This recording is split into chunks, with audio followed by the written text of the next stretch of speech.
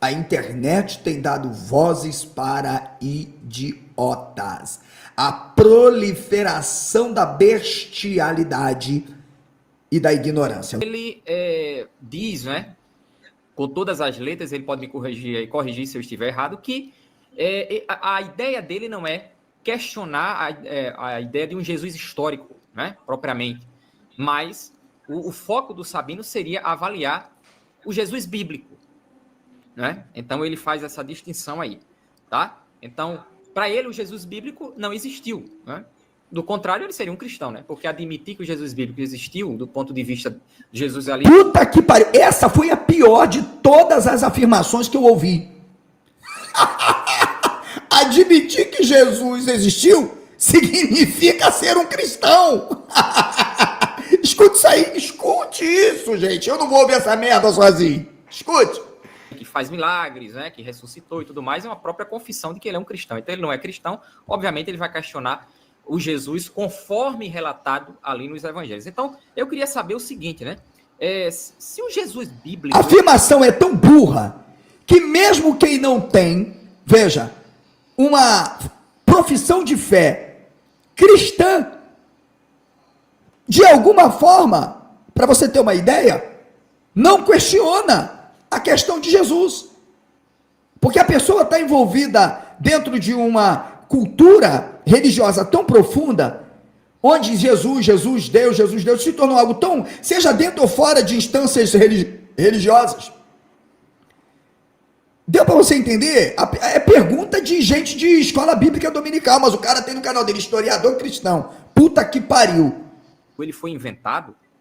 Como essa invenção ela prosperou de uma forma tão estarrecedora, né? Primeiro, se a gente considera que os textos dos evangelhos e as próprias cartas de Paulo já estão sendo escritas, as cartas de Paulo, de acordo com o consenso acadêmico, foi escrita na década de 50, né? Ou seja, 20 anos depois da morte de Jesus.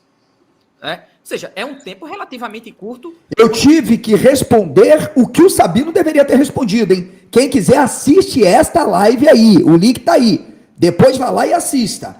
Eu tive que refutar coisas que o Sabino deixou passar, principalmente com essa afirmação dele, as cartas foram escritas. Vocês verão, o Sabino respondeu, mas o Sabino foi ali. Eu acho que o Sabino estava tão indignado com as perguntas tão idiotas, que o Sabino falou assim, porra, vou responder essa merda logo aqui para eu ver se acaba que se debate. Foi esse bate-papo. Existia ali ainda, provavelmente, inúmeras testemunhas oculares que poderiam desmentir todas aquelas histórias ali envolvendo a cristandade. Né? O cristianismo e as falas de Paulo, Jesus ressuscitou, nós vimos, temos testemunha disso. Ora, o ambiente ali para criar uma história parece, ao meu ver, bastante improvável. Mas Puta que o pariu! Ô glória! Aleluia! Historiador cristão! Com certeza você vai ter um mês de muito trabalho. Vocês ouviram aí o que ele falou? Foi justamente um dos pontos que eu massacrei, que o Sabino deixou passar. E aí eu trouxe uma vasta produção acadêmica, inclusive, de historiadores cristãos, e um está aqui nas minhas mãos. Olha aqui. Historiadores cristãos, podem consultar aí, essa obra custa em torno de R$200. Aqui, ó, quase 500 páginas. Senhores, qualquer historiador honesto, como estes aqui, entre outros, sabem que o cristianismo do primeiro século estava envolto a constante produções de mentiras, fábulas, lendas, de mitos, e o que vocês imaginarem. O Bart Ehrman, que é autor, que defende lá numa tautologia o Jesus histórico, eu trouxe no meu livro e mostrei que ele mesmo dizia que os historiadores, biógrafos, poetas estavam propensos a inventarem mitos, construções diante dos enfrentamentos. Puta que pariu, esse cara. Mas aí o camarada vai no canal do cara e vê ali, historiador cristão. Sabe? O cara. Escuta aí que eu deixei ele falar. Ver aí a opinião para não me estender muito aí. Queria que ele me explicasse como é que o cristianismo cresceu tanto e quais são as razões dos apóstolos terem inventado essa mentira. Expliquei profundamente isso aí. Profundamente. Tá, é só uma coisa.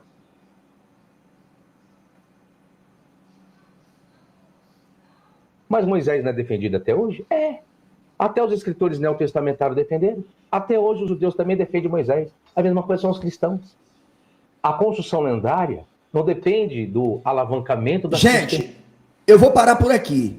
Se em 9 minutos esse cara fez 4 perguntas burras de escola bíblica dominical e ele consegue se autorrefutar porque eu mostrei lá na frente que ele vai dizer assim depois, não, mas o apóstolo Paulo está escrevendo ali em torno de 50 e o cristianismo, ele é bem anterior a isso, ou seja, ele consegue, ele lá na frente ele se autorrefuta, precisou trabalho nenhum,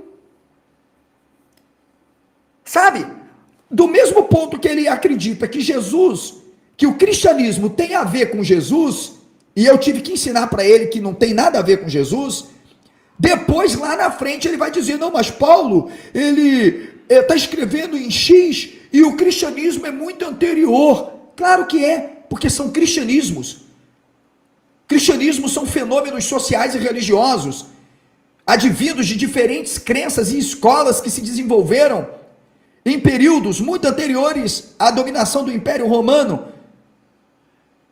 Os essênios são provas de uma descendência de grupos mais ortodoxos do judaísmo do Segundo Templo, do pós-exílio. Filo de Alexandria, que é um judeu, ele se afasta das raízes ortodoxas e vai para o Egito e, ligado a alguns grupos de sacerdotes seleucidas e asmoneus, que se convertem ao campo de uma filosofia e de uma cultura grega, Filo de Alexandria adota toda forma de misticismo possível e de interpretação alegórica da Bíblia. Senhores, eu tive que dar uma aula para o rapaz, mas quem tinha que ter feito isso foi o Sabino. Mas o Sabino estava querendo, já estava quase assim, ou seja, eu não aguento de perguntas idiotas, eu não aguento. Então eu vi um Sabino querendo vazar. Porque quando as perguntas são perguntas, gente, de cunho, realmente, sabe? Olha aqui, ó, de nível realmente acadêmico, que atende toda uma perspectiva da pesquisa realmente acadêmica, porra, você fala, beleza, essa pergunta vale, eu vou responder. O erudito escritor defende a teoria de que até o 2º século antes de Cristo, os judeus não esperavam um Messias sofredor, não tinham essa perspectiva, ok? Foi a afirmação do Herman.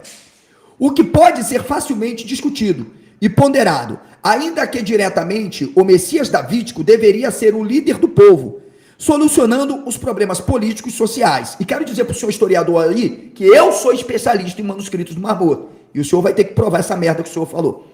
Acontece que, além do Antigo Testamento, temos o manuscrito de Qumran, o pergaminho de Damasco, ok? E o pergaminho da Ascensão de Isaías, sendo este último considerado uma alusiva lenda do mestre da justiça, que conforme prelecionou David Flancer, está aqui o autor, que o senhorzinho aí, historiador, que é um historipastor, comentou, vamos ver o que o David Flancer fala, senhor aí, historiador, que o senhor disse que leu.